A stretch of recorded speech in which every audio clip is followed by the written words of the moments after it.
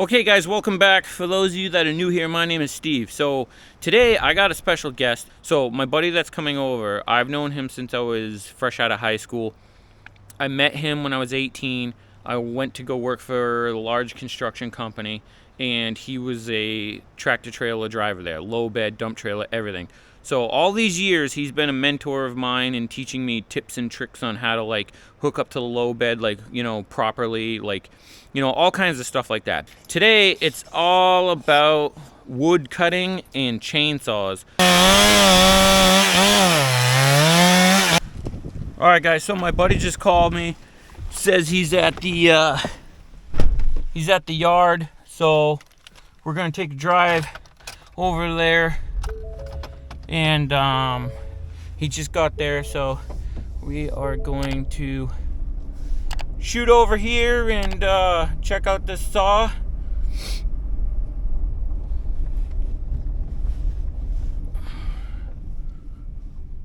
Okay, so we've made it to the yard. Ah, dude, so what size is it? 500i. 500i. Nice. You've never used it before yet, right? No, still a virgin. Still a virgin, he says. Nice. So you were telling me that it is fuel injected.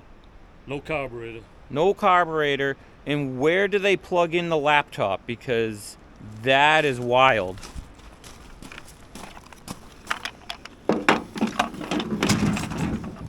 There's a computer. You pull these plugs and then they just... No kidding. As far as I know. Yeah, so the guy told him that if he has a trouble with that solenoid or the computer, they unplug these two plugs right there, and then they plug the laptop in, and it can tell you if like your solenoid's bad or, you know, other stuff. Can they tune it or by that or no? It does it itself. The break-in on this, because you're a little more professional than me when it comes to like chainsaw break-in. I just throw oil in mine and rip it, and I get hell from everybody on the internet. Yeah, they say run like 3 tanks of gas and only go like 3/4 throttle. Nice. And but keep a load on it. Don't just sit there and rev it up without being in wood. And that's the break-in. Nice. So, where'd you get this? Eastham? Eastham, yep. The Ace Hardware store, Eastham, Massachusetts. Pretty nice. You were telling me the guy changed the bar for you. What was the bar that was on it before? You said you didn't want the super long bar. 32. 32 inch. So this one's a what? 25 inch. Nice. Cool. So let's fire it up. So you got to let it warm up though, right? Yep. Otherwise I'm going to start getting death threats from everybody on the internet for all my non-warming up of my chainsaws. He's more professional than me. He's more of a wood cutting chainsaw enthusiast than me. Let's just put it that way. You want to tell everybody how you got the nickname Wood Pirate? No. 3 pulls.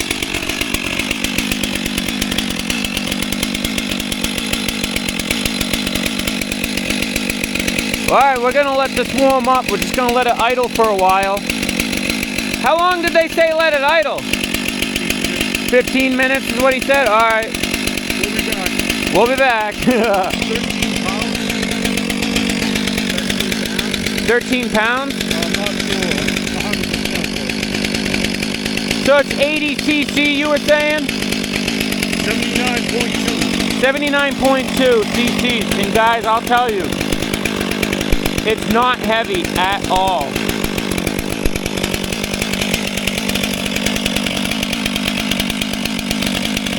I'd say that's about as heavy as, it's almost same as my 455 is what it feels like. 80 cc's though. 79.2 he said. So he was just telling me something interesting. That bar is aluminum with a steel tip. It's windy out. Steel bar, and they cut the inside, and they put a piece of aluminum inside. So that the rail all the way around is steel, Oh, I In can the see center. the seam. Yeah, in the center is aluminum.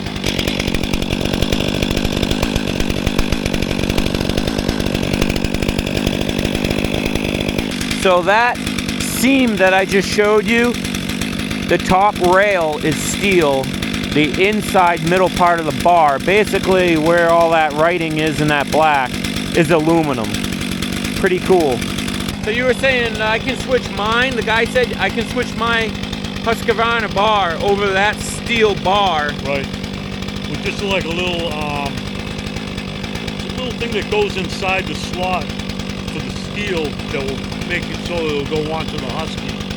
And Because that's a better bar. it disperses the heat better too off of the bar, I heard. So, The other thing he was just telling me is they made the tank more of a transparent so you can see the fuel in it.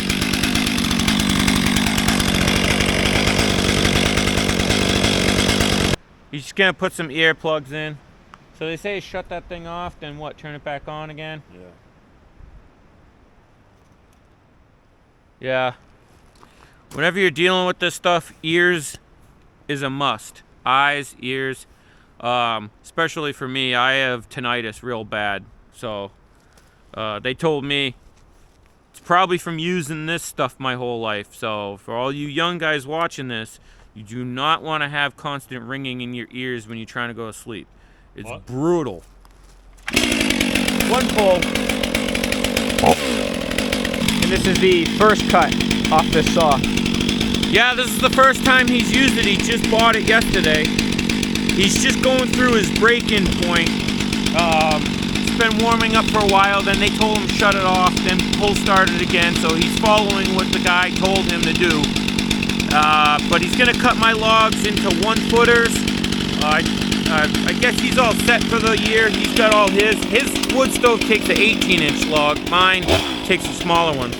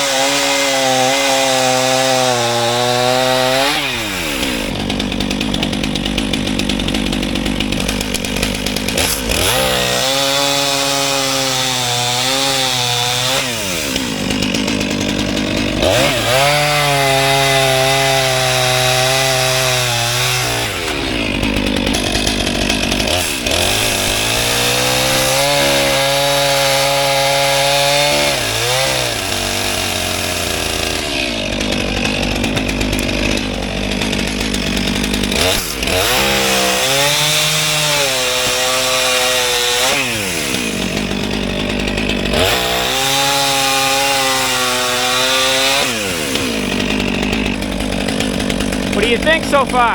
I'm happy. Yeah.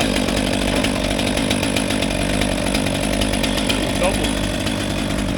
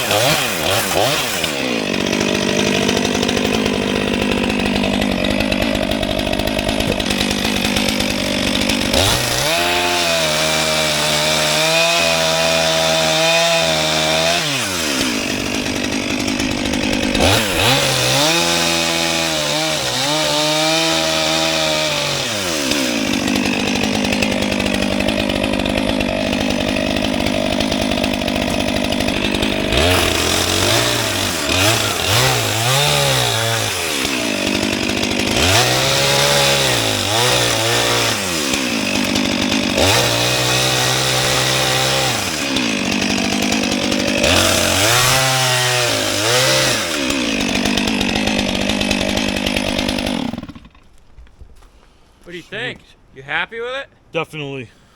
That's gonna make your wood cutting process a lot easier, huh? Big time. Now, what is the saw that you have now? MS 290.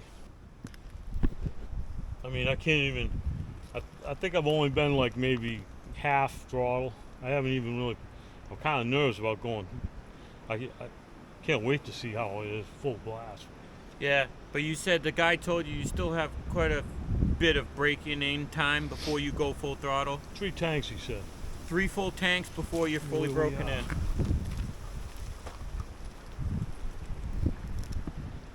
Yeah, about half right now. See it? Yep. So after Just under the fuel pump. So after the third tank, you can just rip on it. Nice. I'm not very. I just buy it and I just rip on it, whatever. But I don't know. I'm reckless like that. I want it to last. I'm gonna kind of do like they said, 3 tanks. Yeah, gives you that peace of mind, you know. To be honest with you, that was only with my 460 and my smaller ones. Right. That big 395 I have, because of the temperature, I've actually been letting it warm up. And I'm not a warm-up guy, but well, I shouldn't say that. The thing of it is when I made those videos, I made them in the summer. Right. And they were sitting in the sun before They you were started sitting them. in the sun, you know. Yeah. But because it became a thing and it bothered everybody so much, I just kept trolling them on the internet. The truth of it is when it's cold out, I'm a Right. welder. I understand Yeah. temperatures and metal changes and warping and stuff. It's like trying to weld metal in the cold. It warps. Right. It's the same thing with that, you know. It's actually not as loud as the video might be making it seem. It's fairly quiet compared to the 395 that we have. It's about on par with the 460, I'd say. The 395 is just like 395. Let me go get that thing. Sure.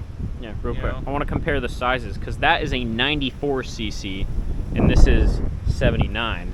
Yeah, but And right now the bar is not good on it because the problem I have is I was watching Buck and Billy Ray on sharpening and why your saw curves to one side, and I finally figured out why it curves when you're cutting. It's because you're sharpening when you hand file. You have a dominant hand or a dominant side. Right. So when you switch, you don't realize it, but you're sharpening one side a little bit sharper More, than the yeah. other and more.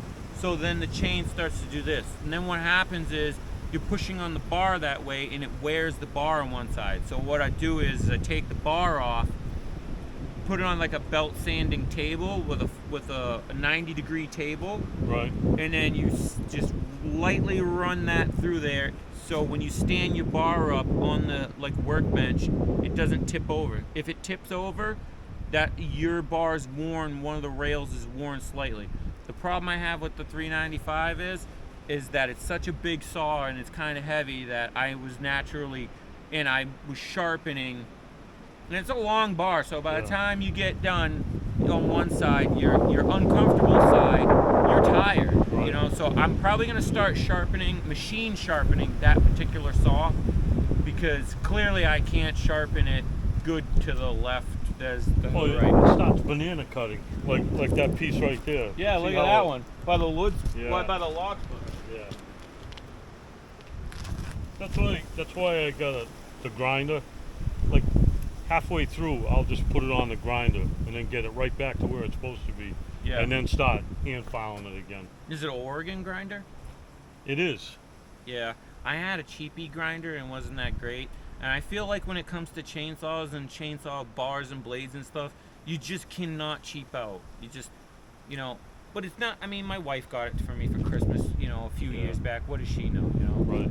Yeah, I think it was like $230 and it was on sale for $190 on Amazon. Well worth it though. Yeah, I mean, you don't want to do it every time because you'll go right through the chain, but when you know, after a while you want to get it back to original perfect Angle. Yeah, just throw it on that and then start with the hand file again. And like you know, the experts, Billy Ray, he's like, like when I file, I go like this. I cut across, and then at the end, I kind of give it a little bit of a twist up. Yep.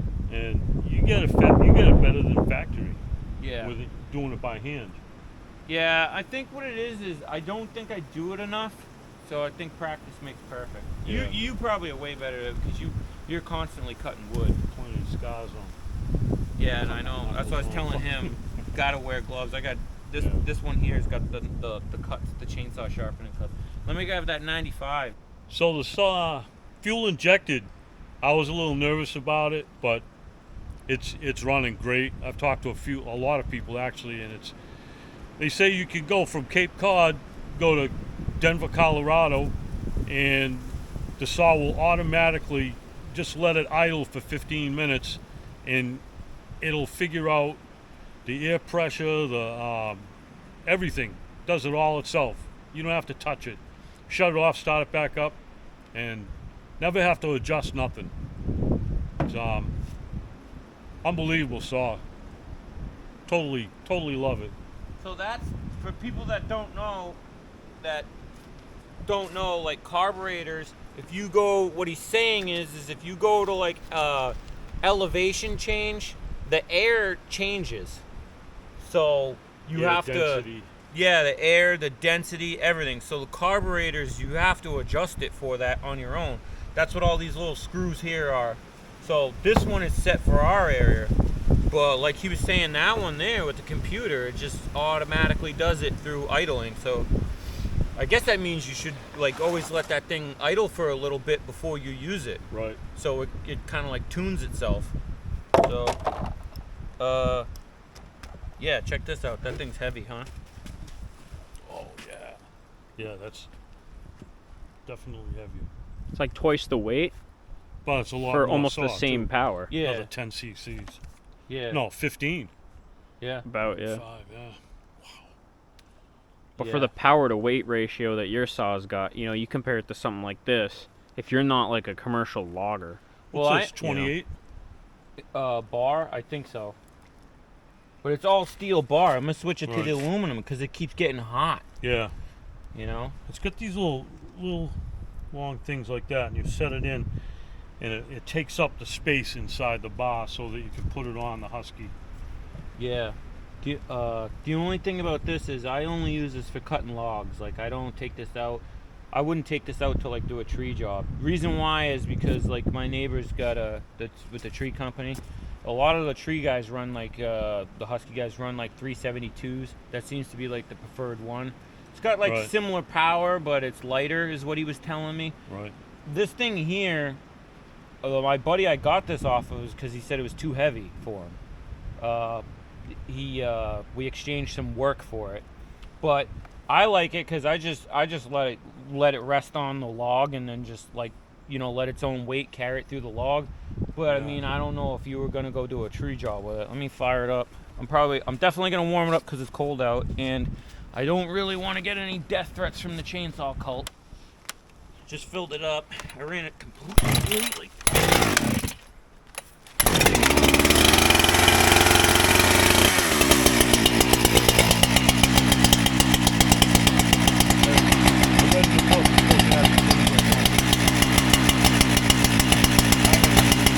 Yeah, but To all you folks out there that you start up, put your chain brake on. yeah, he was just giving me shit for that. But I don't follow the rules. Hey, I didn't know either until I read the book. Yeah, you read the whole book on that saw, right? Yeah. Yeah, I've never read any book on any saw. Yeah. I gotta get serious on my chainsaw game, guys. You know, guys, we just don't read directions. No. Don't read directions, don't take directions. Alright, so what's nice about this is he was showing me, because I'm always losing on the Husqvarna, I'm losing the nuts all the time.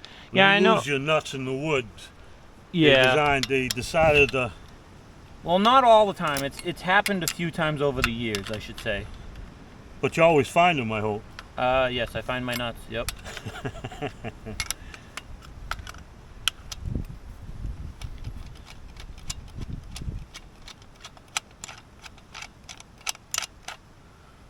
Nice. That's as far as they'll come off. They don't come off the cover.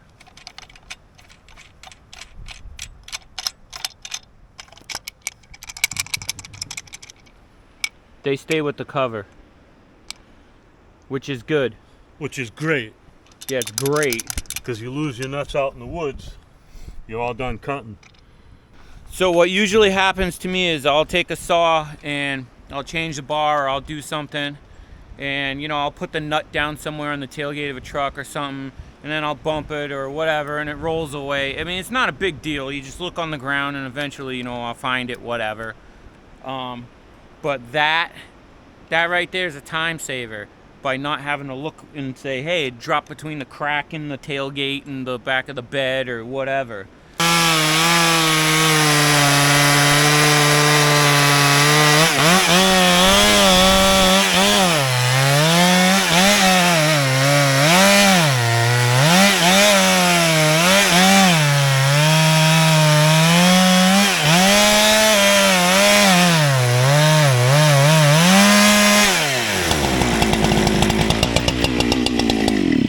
Nope.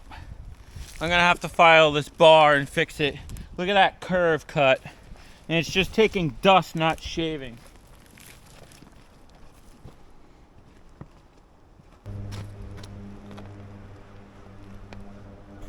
Alright guys, that's gonna do it for this one. Big thanks to my buddy Dave for bringing his saw by for us to check out. And we'll catch you guys on the next one. We're gonna hang around here, play with the log splitter, bang some logs with the axes, and you know, just hang out. Have a good one. See you, everybody.